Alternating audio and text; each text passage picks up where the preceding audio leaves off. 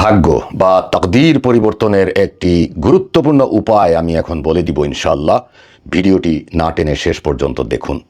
আল্লাহ রাব্বুল আলামিন তাকদীর পরিবর্তন করে দিবেন।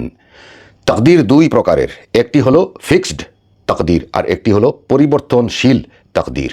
পরিবর্তনশীল তাকদীর আপনি পরিবর্তন করতে পারবেন। পরিবর্তন করতে হলে কি করতে হবে? না কোনো তাবিজ বা কোনো আংটি ব্যবহার করে আপনি আপনার তাকদীর বদলাতে পারবেন না।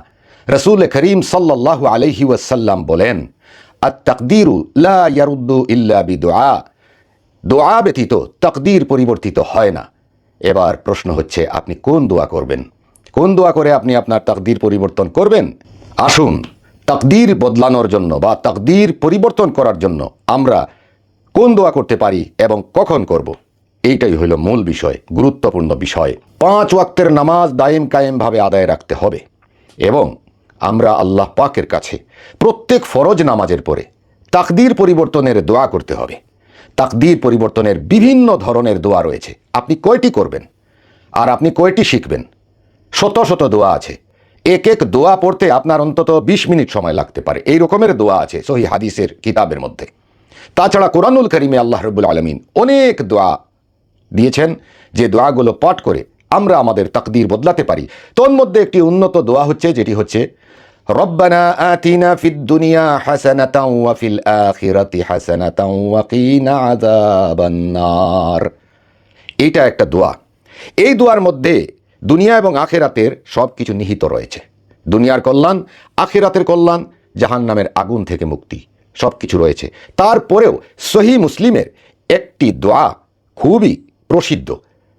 এই দোয়াটি প্রত্যেক ওয়াক্ত নামাজের পরে বেজোড় সংখ্যক পড়বেন। অবশ্যই দুরুদ এবং ইস্তেগফার সাথে রাখবেন সামনে পেছনে। দোয়াটি হচ্ছে এই, আল্লাহুম্মা আসলিহ লি দীনি ওয়া দুনিয়ায়া। এই দোয়াটি আপনার অন্যান্য দোয়া শেষ করার পরে এই দোয়াটি অন্তত পক্ষে 3 বার পড়বেন। রাতে ঘুমানোর আগে একবার পড়বেন, ঘুম থেকে উঠে একবার পড়বেন। এই দোয়ার অর্থ ভালো করে জানবেন এবং দোয়াটি প্রতিনিয়ত পড়ার চেষ্টা করবেন। আল্লাহর কাছে নিজের ভাগ্য বদলানোর জন্য দোয়া চাইবেন আর নিজের চেষ্টা অব্যাহত রাখবেন। বিছানায় শুয়ে শুয়ে যদি বলেন, আল্লাহ আমার ভাগ্য পরিবর্তন করে দিন, তাহলে আপনার বিছানায় খাবার আসবে না, আপনার হালাল রোজগার আসবে না। আপনি পরিশ্রম করতে হবে, আপনি রিজিকের সন্ধান করতে হবে, আর অবশ্যই সেটি হালাল রিজিক হতে হবে। যখন আপনি হালাল রিজিকের চিন্তা করে হালাল রিজিকের জন্য সন্ধান করবেন, অনুসন্ধান করবেন, আল্লাহ আপনাকে ওইটাই দিবেন। এবং ওই হালাল রিজিকের মাধ্যমে, হালাল রোজগারের মাধ্যমে আল্লাহ রাব্বুল আলামিন আপনার ভাগ্য বদলে দিবেন।